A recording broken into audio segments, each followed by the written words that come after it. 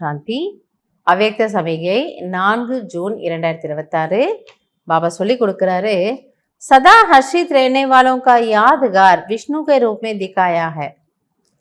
So விஷ்ணுவை என்ன காட்டுறாங்களாம், विष्णु खीर सागर में आराम से लेटा हुआ ज्ञान का सिमरन कर हर्षित हो रहा है. ஸோ விஷ்ணு அந்த பார்க்கடல்ல அவர் ஆறாம படுத்துட்டு இருக்கிறாராம்.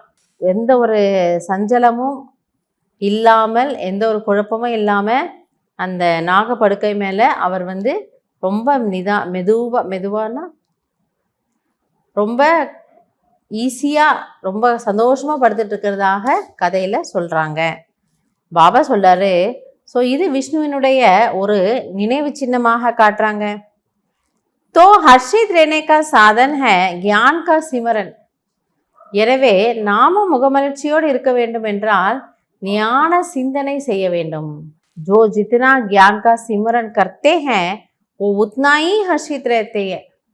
அப்போ பாபா புரிய வைக்கிறாரு, யார் எந்த அளவிற்கு ஞானத்தை சிந்தனை செய்கிறார்களோ அவர்கள் அந்த அளவிற்கு முகமலர்ச்சியோடு இருப்பார்கள். ஏன்னா ஞானம் எனக்கூடிய சாப்பாடு உள்ளே போகுது, அது ஜீரணம் ஆகுது, அதுலேருந்து ஒரு சக்தி கிடைக்குது, அதுலேருந்து நமக்கு பல நல்ல பாயிண்ட்டு ஆயுதம் போல் நம்ம பலமாக நம்ம மாயையை வீழ்த்துவதற்கான ஒரு ஆயுதம் போல் பாபா கொடுத்துருக்கிறாரு. அப்போ நம்ம எப்படி இருப்போம்மா? குஷியாக இருப்போம். कोई भी परिस्थिति उनकी हिम्मत उमंग उल्लास को कम नहीं कर सकती. ஸோ எந்த ஒரு சூழ்நிலையும் அப்படிப்பட்ட குழந்தைகளுடைய தைரியத்தையும் ஊக்கம் உற்சாகத்தையும் குறைக்கவே முடியாது. ஏன்னா அவங்க எப்படி இருக்கிறாங்களா? Easy nature. वे सहनशीलता की शक्ति से हर परिस्थिति को सहज पार कर लेते हैं. ஆக அவர்கள் பொறுமை, சகிப்புத்தன்மை என்னும் சக்தியின் மூலம் ஒவ்வொரு சூழ்நிலையிலும் மிக சகஜமாக தாண்டி வந்து விடுகிறார்கள்.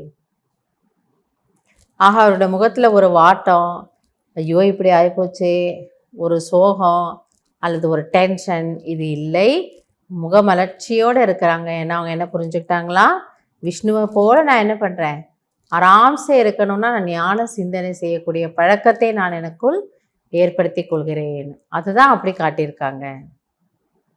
அதனால் நமக்கும் பாபா சொல்கிறாரு, நீங்கள் ஊக்கம் உற்சாகத்தோடு இருங்க, குஷியாக இருங்க, சாட்சி நிஷ்டா சாட்சி மனப்பான்மையோடு இருங்கள்.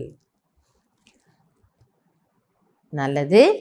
ஓம் சாந்தி.